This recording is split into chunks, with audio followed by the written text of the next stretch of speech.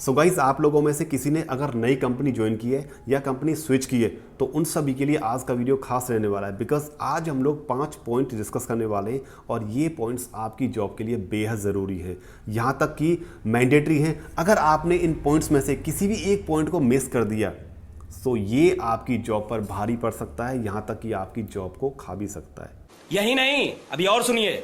सो इन points को जानना बेहद ज़रूरी है। गाइस 5 पॉइंट हैं, ध्यान से सुनिएगा। First point is promotion, the second one dismiss, the third one is ATL और termination, the fourth one is resign and last but not least that is probation period. अब इन पॉइंट्स को हम लोग एक फ्रेम में रख के एक डीपली तरीके से डिस्कस करने की कोशिश करेंगे विद एग्जाम्पल, ताकि आपको समझ आ जाए एंड आपसे ये पॉइंट्स में कोई भी गलती ना हो।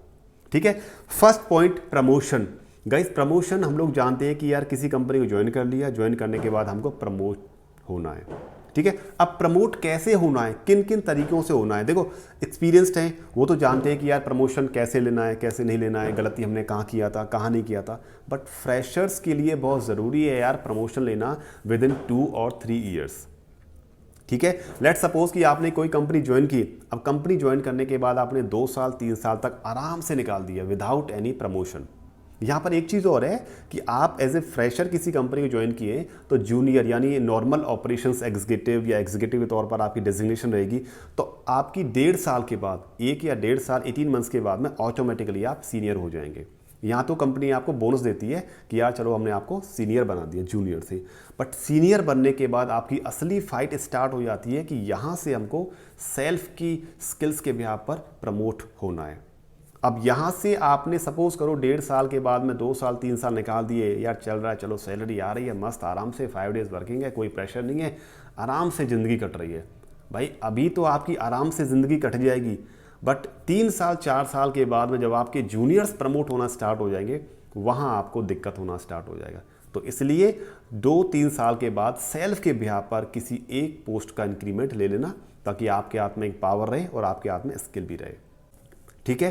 प्रमोशन पाने के लिए आपने 3 चीज़ ध्यान रखनी है। पहला अपना बिहेवियर, दूसरी अपनी स्किल और तीसरा अपना ऑर्गेनाइजेशन स्ट्रक्चर। ठीक है। बिहेवियर आपका हमेशा पॉजिटिव रहेगा, आपके मैनेजमेंट आपके मैनेजर की निगाहों में आप अच्छे हैं, बेशक आप काम कर रहे हैं, काम कम भी कर रहे हैं तो भी कोई दिक्कत नहीं है, बट आपका बिहेवियर पॉजिटिव है तो आपका प्रमोशन जल्दी हो जाएगा। आपकी स्किल्स, आपकी नॉलेज, आपकी लर्निंग्स इंक्रीज हो रही हैं डे बाय डे, कि यार लग रहा है किसी को यार इस बंदे को एक चीज़ आती है, इससे पूछ सकते हैं, तो भी आपका प्रमोशन हो जाएगा। तीसरा ऑर्गेनाइजेशन स्ट्रक्चर, अगर ऑर्गेनाइजेशन में आप अच्छे से काम कर रहे हैं, अच्छी ऑर्गेनाइजेशन, अच्छी कंपनी है, तो वहाँ भी आपका इनके बिहाफ पर प्रमोशन हो जाएंगे। तो प्रमोशन लेना बहुत ज़रूरी है। ठीक है। दूसरा पॉइंट गाइस डिसमिस। अब डिसमिस क्या होता है? देखो डिसमिस होता है एक कंपनी के द्वारा किसी एम्प्लॉय को शॉर्ट टर्म पीरियड के लिए निकाल देना। देखो शॉर्ट टर्म आपका 1 वीक भी हो सकता है, 2 वीक्स होता है, 1 मंथ हो सकता है, 2 मंथ्स हो सकता है। नॉर्मली ये डोमेस्टिक कंपनीज़ में होता है, जहाँ जैसे लॉजिस्टिक्स हो गया, आपकी फैक्ट्रीज़ हो गई आपकी, जहाँ लेबर काम करती है, तो वहाँ चलता है। डिसमिस कैसे होता है पहले ये समझते हैं। देखो आपने किसी कंपनी में अपने किसी कलीग्स के साथ में, अपने किसी दोस्त या फ्रेंड के साथ में झगड़ा कर लिया, हाथापाई हो गई, आपने उसका कॉलर पकड़ा, उसने आपका पकड़ा, तो उस केस में कंपनी आपको शॉर्ट टर्म के लिए डिसमिस कर देगी, जिसमें आपका सैलरी रुक जाएगा, आपके इंक्रीमेंट, प्रमोशन, PDB रेटिंग सब रुक जाएगा। तो ये आपके बिहेवियर को बहुत ही ज़्यादा इम्पैक्ट करेगा और इसमें आपके प्रमोशन के चांसेस तो रुक ही जाएंगे, because first impression is last impression. ठीक है। और डिसमिस आपका किससे हो सकता है कि आपने किसी कंपनी के असेट्स को, छोटी मोटी असेट्स को तोड़ दिया, फोड़ दिया, सिस्टम को डैमेज कर दिया, तो वहाँ भी आपको डिसमिस कर सकते हैं। मशीनरी को नुकसान पहुँचा दिया, वहाँ भी आपको डिसमिस कर सकते हैं। तो ये आपके द्वारा नहीं होना चाहिए। ठीक है। Third is ATL। अभी हमने बात किया था ATL का। ATL होता है आस्क टू लीव या टर्मिनेशन। ये आपको on spot same day exit करा देते हैं। अब ये किन कंडीशन में होगा? देखो जब आप कंपनी में एंट्री करते हो, आपका इंटरव्यू होता है, जब आपकी इंडक्शन होता है, ऑन बोर्डिंग जाते हो, तो वहाँ एक डॉक्यूमेंट होता है, फाइल होती है, जहाँ आपको सिग्नेचर करने होते हैं। 4 5 6 10 12 सिग्नेचर करते हो, बहुत बड़ी मोटी फाइल होती है। ठीक है। तो उन सब में ये पॉलिसीज़ लिखी होती हैं, बट पढ़ता कौन है? इनके याद कौन करेगा? तो है ना, टाइम है नहीं हमारे पास में। तो उसमें लिखा होता है गाइस कि अगर आपने ये पॉलिसी ब्रीच की तो तुरंत आपको ATL कर दिया जाएगा। पॉलिसीज़ क्या क्या सुन लीजिए। तो फर्स्ट पॉलिसी इज़ कि आपके सिस्टम का पासवर्ड लीक नहीं होना चाहिए। यहाँ तक कि आपका मैनेजर हो, आपका TL हो, आपका फ्रेंड हो, कोई भी हो, कहीं भी पासवर्ड नहीं लीक होना चाहिए। यहाँ तक कि आपने पासवर्ड अपने सिस्टम में, अपनी डायरी में, अपने डेस्क पर, अपने बैग में कहीं भी नहीं रखना है, सिर्फ याद करना है मेमोरी में, ठीक है। Second one is harassment. आप किसी भी लड़की के द्वारा कोई भी रिपोर्टिंग नहीं होनी चाहिए। अगर किसी लड़की ने आपके खिलाफ रिपोर्ट कर दिया कि सर इसने मुझे ऐसे बोला, ये है छेड़खानी की, हैरेसमेंट का केस लगा दिया, तो आपको ATL कर देंगे विदाउट एनी डिस्कशन, ठीक है। थर्ड वन इज़ आपका जो आई कार्ड होता है ना, जो कंपनी आपको आई कार्ड देती है जिस पर आपकी इन्फॉर्मेशन होती है, वो आपकी पहचान होती है कि आप इस कंपनी में काम कर रहे हो, तो वो नहीं खोना चाहिए आपको। उस आई कार्ड के द्वारा बहुत सारे लोग करते हैं कि यार चलो मैं लेट से पहुंचूंगा तो मैं अपने फ्रेंड को देता हूं, भाई तू चला जा, मेरी अटेंडेंस लगा दियो, कैप्चर कर दियो, मैं आके ले लूँगा, ठीक है। आप ऐसा 1 दिन 2 दिन 3 दिन कर लेंगे, बट अगर आप गाइस पकड़े गए ना दोस्त, तो आपको बिना किसी डिस्कशन के ATL ask to leave terminate कर देंगे। जब ऑडिट होती है ना तो सारी चीज़ कैप्चर होती है कैमरेज के द्वारा, तो ये कभी मत करना, ठीक है। तो इस तरह की गलती मत करना यार। अगर आप ऐसा करते हैं तो आपको तुरंत टर्मिनेट कर दिया जाएगा कंपनी से, ठीक है।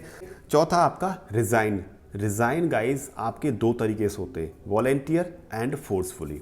अब यार आप कह रहे हो वॉलेंटियर क्या होता है, फोर्सफुली क्या होता है? गाइज वॉलेंटियर वो होता है कि लेट सपोज कि आपकी किसी अच्छी कंपनी में, किसी अच्छी जगह पर आपको अच्छी अपॉर्चुनिटी मिल गई और आप स्वेच्छा से रिज़ाइन देकर जा रहे हैं, बाकायदा नोटिस पीरियड सर्व करके 1 महीने 2 महीने 3 महीने का, ठीक है। अब वहाँ तो हो गया स्वेच्छा से आपने वॉलेंटियरी रिज़ाइन दे दिया।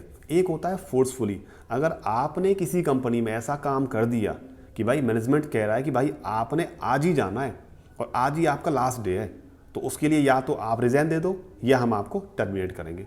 अगर रिज़ाइन देंगे तो आपका नेगेटिव मार्क नहीं होगा, आप ब्लैकलिस्ट नहीं होंगे अदर कंपनीज में इस कंपनी के द्वारा। तो इस डर की वजह से हमको फोर्सफुली रिज़ाइन देना पड़ता है किसी एम्प्लॉय को। अगर आपने कुछ भी मिस कर दिया, ऊपर नीचे कर दिया, तो यार मतलब लेने के देने पड़ जाएंगे, समझ रहे ना बात को।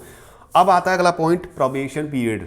गाइज ये अपने आप में एक बहुत बड़ा पॉइंट है, डीपली हम लोग इसको डिस्कस कर सकते हैं, ठीक है। इसको हमने डीपली डिस्कस किया हुआ है, इसका लिंक आपको वीडियो के डिस्क्रिप्शन में मिल जाएगा। अगर आप चाहते हैं कि और ज़्यादा डीप डिस्कस करने अपडेट के साथ में, तो आप बता दीजिएगा, उसका हम लोग वीडियो बनाकर दे देंगे आपको। बेसिकली क्या होता है, प्रोबेशन पीरियड स्टार्ट होता है आपकी ऑनबोर्डिंग के बाद में। जब आप ऑनबोर्डिंग हो जाती है, आपकी डॉक्यूमेंटेशन हो गई, आपका HR से डिस्कशन हो गया, सब कुछ हो गया, फिर आप फ्लोर पे आते हैं तो आपकी प्रोबेशन पीरियड स्टार्ट होती है। इसमें आपकी ट्रेनिंग्स, आपके लर्निंग कर्व, आपकी वर्किंग स्टाइल, आपकी लर्निंग्स, ये सारी इंक्लूड होती है। तो आपका प्रोबेशन अराउंड कंपनी में 6 महीने तक होता है, 3 या 6 महीने का। उस दौरान कंपनी आपको सेल्फ जज करती है कि भाई ये बंदा या बंदी कैसा काम कर रहा है या कर रही है। तो कंपनी को लगता है कि ये बंदा या बंदी ओके है, तो कंपनी आपको 3 या 6 महीने के बाद एक कंफर्मेशन लेटर ऑफर करती है, उसके बाद आपका कंफर्म हो जाता है। इस दौरान आपने कोई भी ऐसी हरकत नहीं करनी है। अगर आपने कुछ भी ऊपर नीचे कर दिया तो कंपनी आपको विदाउट एनी डिस्कशन ATL, ठीक है। तो ये पॉइंट्स हैं गाइज। और इसके अलावा एक क्वेश्चन आता है हमारा पास में बहुत ही ज़्यादा मेल लोगों के द्वारा कि सर मैं प्रोबेशन में हूँ, तो प्रोबेशन में मुझे रिज़ाइन देना चाहिए या नहीं, या पड़ेगा? देखो पड़ेगा कुछ नहीं होता, ठीक है। रिज़ाइन देकर जाओगे तो आपका इम्पैक्ट पॉजिटिव रहेगा। अगर आप ऐसे चले जाओगे तो वापस इस कंपनी में नहीं आ पाओगे। होता है यार कि फ्यूचर में कभी किसी कंपनी में हम लोग गए, वहाँ से प्रमोशन ले लिया, तो हमें लगा कि यार वापस से इस कंपनी में आना चाहिए अच्छे ऑफर के साथ में, तो आप आ सकते हैं अगर आपने पॉजिटिव इम्पैक्ट छोड़ा होगा। तो अगर आपने नेगेटिव छोड़ा होगा तो मैनेजमेंट या HR आपको लेगा ही नहीं, या तो ब्लैक मार्क, ब्लैक लिस्ट हो रखा, राइट? समझ रहे हो ना। एंड गाइज हमारे साथ फ्री चैट करने के लिए आप हमें टेलीग्राम पर फॉलो कर सकते हैं, जहाँ पर आप फ्री में काउंसलिंग ले सकते हैं हमसे। And if you have doubt, any query, leave your comment, we will provide you better solution.